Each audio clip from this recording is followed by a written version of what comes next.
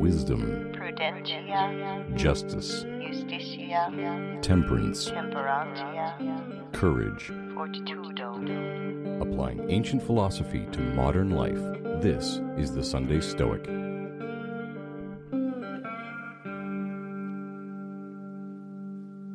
This is the Sunday Stoic Podcast. My name's Steve, coming to you from Howard, Ohio, and I'm joined by Dan. Hello, everybody. It's Dan from Queens, New York City.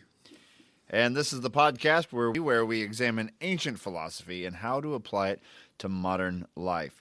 Specifically, we focus on the philosophy of Stoicism, brought to us by Zeno of Citium, who we haven't mentioned much yet in the recent episodes, but the founder of the school, who somewhere around 300 BC or BCE, if you prefer, founded the school, which continued all the way up until just after the Emperor Marcus Aurelius, and then kind of dissolved for a while, but has had influence throughout the ages and a bit of a rebirth in the last 25 years or so. This week, we're going to talk about a strategy utilized by Marcus Aurelius and others, often referred to as physical definition. Sometimes you might think of it as decomposition, but you're going to define things for what they really are or break them down into their fundamental parts so you're not necessarily as attached to them as you might be otherwise. So first we'll hear two readings from Marcus Aurelius provided by Dan. Accurately define or describe every object that presents itself to your mind, that you may thoroughly contemplate it in its own nature, bare and naked, and what it is in its entirety, that you may tell yourself the proper name of the thing, and the names of the parts of which it is compounded, and into which it will be resolved.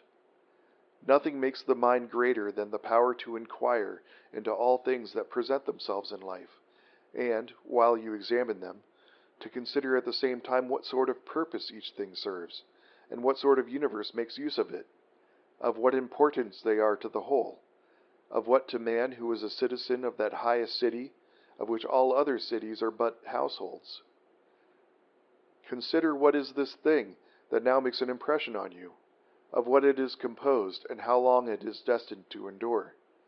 Consider also for what virtue it calls, whether it be gentleness, courage, truthfulness, fidelity, simplicity, independence, or any other. Say therefore of each event, this was sent to me by God, or the combinations of fate, or by one of the same clan, family, or company as myself. He is, indeed, ignorant of what accords with nature, but I am not, and I will therefore treat him kindly and justly, according to the natural and social law. As to things indifferent, I strive to appraise them at their proper value. When we have meat before us, or other delicacies, receive the impression that this is but the carcass of a fish, this of a fowl, and the other of a pig. This Falernian wine is but a little grape juice. Think of your purple robes as sheep's wool, stained in the blood of a shellfish. Strike through the surface, press into the heart of things, and show them in their natural colors. In this spirit we should act throughout life, and when things of great apparent worth present themselves, we should strip them naked, view their meanness, and cast aside the glowing description which makes them seem so glorious. Without this care, figure and appearance are great cheats, and when you think your fancy is best employed, you will be most fooled. All right, so break things down. Dan, how would you explain this? Let's start here. Let's start small. I like to think about how I might explain things to my little niece or a child or something. They have a toy and the toy breaks, or they have a toy that they really want from the store, maybe. They're like, oh, I need it, I want it, I want it, I want it. What kind of things might you say to a kid like that, utilizing this idea of physical definition or decomposition? I'm not sure that a child could possibly apply this concept, to be honest. I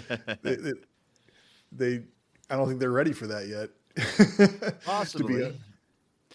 I like to tell my son when we walk into Dollar Tree that soon everything in this room will be in a landfill. Yeah, that's a good way to remind him of the value of everything there. That's true. Yeah. It's like, don't put too much weight on the items you see before you. They might be fun, but like kind of like some of the premeditatio malorum stuff we've kind of discussed already. You have this toy that is pretty cheap. You know it's going to break, so you can say this toy before me is a bit of plastic, a bit of string, and it will not last. Maybe some paint with some stickers or something. Yeah. Right. The shrimp is radioactive and from Walmart or whatever's going on the internet. I've seen memes online. I don't know what's going on with the shrimp from Walmart, but Marcus also applies this to like a feast. Instead of looking at a big pile of, what was it, like pork, like a wild boar or something, you would just say, a fish, a bird, and a pig. That's what there it you was. go, fish, a bird, and a pig. But you might say, oh, that's a delicious delicacy. Or how else could you frame it, Dan? That is the carcass of a pig. That's a dead pig, right? So someone might say, oh, this is a delicious dish. It's braised pork with the mushroom sauce and the gravy and the imported spices. And you're like, that's a dead pig, right? This reminds me of my dad. We went to a semi-fancy restaurant, fancy for us, and they brought out these, it was almost like homemade croutons. It was like bread for snacking. It was toasted bread to snack on while you were waiting for your meal, but it was very dry and almost crouton-like. And we ate it, and it was very crunchy, and then, they had a fancy name for it. I don't remember what it was. And my dad said, hey, waiter, can you bring us some more of this dried out old bread? That's pretty much, my dad did it sarcastically, but it's kind of the idea. I look at my truck. First of all, I can do some premeditatio malorum. This thing's going to break down. I know it will eventually. And because a lot of times something catches you by surprise and then you're upset by it. But also, or you can come out of the Dollar Tree and see that somebody dented your truck in your absence. Exactly. And you could say, "Oh, what the heck," and throw your hat on the ground and stomp on it and scream to the heavens. Or you can say, "Yeah, that's a thing that happens in a parking lot. That's something I knew could happen." And also, my truck is just some paint and some ore from the ground that's been melted and put into this, we're formed into sheets and put into this shape. It's not worth losing my cool over. It's just a thing. I can break it down to its components, and that's kind of what Marcus does here with these concepts. How would you like to talk about it, Dan? Okay, I would say that the value judgments that we add to externals can cloud our perceptions and frequently lead us to incorrectly assign extra value to an external. And we frequently add these value judgments to things based on social and cultural narratives, like you said, with the gourmet dishes and things like that, designer clothes, expensive cars. And we say internally that those things, those externals, are valuable and good beyond a commonly available version of that same item. But the only true good is virtue, and the only vice is evil, and everything else is an indifferent. And if we assign extra value to an external, we are in danger of desiring something other than virtue, because we are confused. When we attach our desire to something other than virtue, we may behave inappropriately to acquire that external.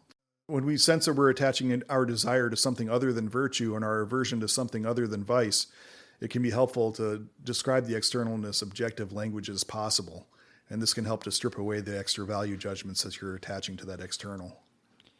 So describe things as plainly as you can. And like Marcus said at the end of the one reading, always endeavor to utilize externals or indifference to the best of their value, the best you can. What are they good for? What can I do with these things? But you don't add extra to it. Yeah, you don't want to add on to it. You don't say, this is a purple robe and it's great. It's amazing and I love it and it makes me a better person. Right. And Epictetus talks about these sorts of things as well, I believe. And he talks about, once again, I'm trying to remember exactly, but it's describing things as they are. Don't say he drinks too much. Say he drinks a lot. you might say a lot, but you don't judge don't it, say right? too much. Yeah, You exactly. don't want to Don't add the you extra. don't want to disturb yourself by saying, "Whoa, look at that! I can't believe what he did," or that person doesn't drive badly. You could just say that guy's in a hurry.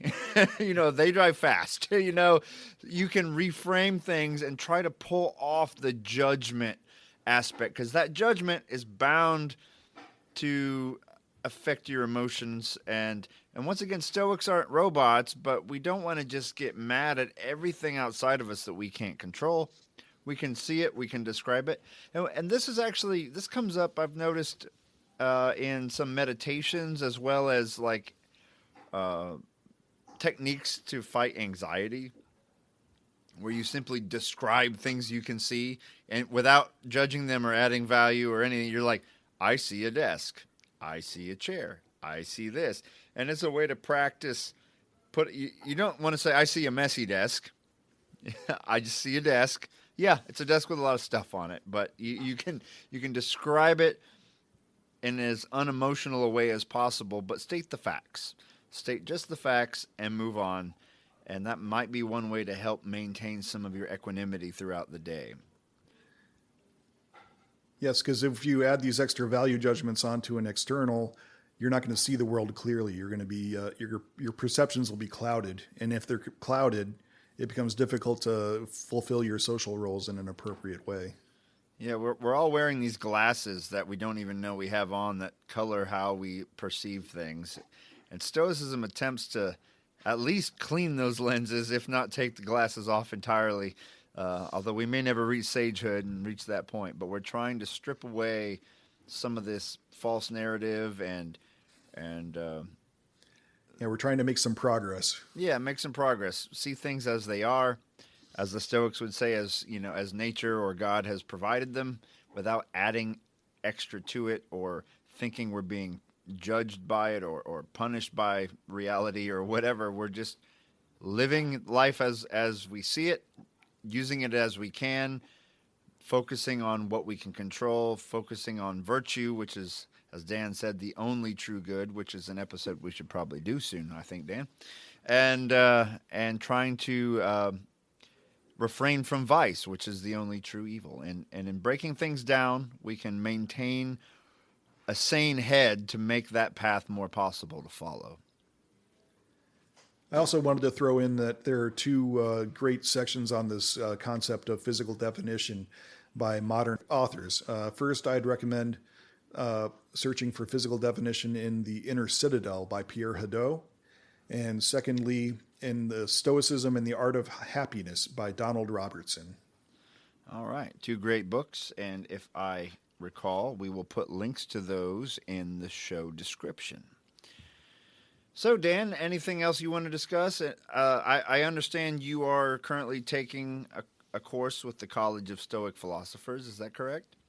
Yes, that's correct. I'm on the Prosoke course, which for those that are just starting out, Prosoke basically means, it means a bunch of things, but the most succinct way I've seen it put is it's mindfulness. It's a rigid attention to the present moment. And how do you find this course so far? I like it a lot. It's great. I'm striving to be always aware of what's going on and not just operating on autopilot. I'm making progress. Excellent. That's all we can do, Dan. That's all we can do. But yeah, I have volunteered with the school, and Dan's taking courses with the school. So if you are a student of Stoicism and you want to take it to a much deeper level, that's one place you can go, the College of Stoic Philosophers.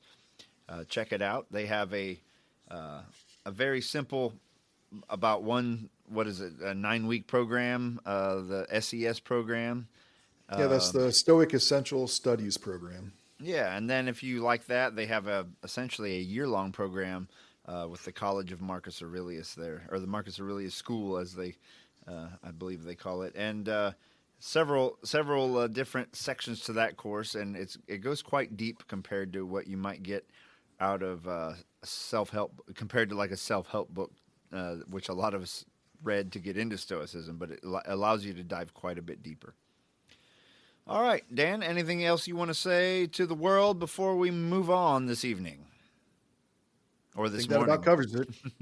Sounds good. Well, thank you for listening to the podcast. Please like it on whatever platform you listen on, and share it with a friend. And send us an email, sundaystoic@gmail.com, and let us know what you'd like to hear on the show. And until we meet again, Dan? Carpe diem.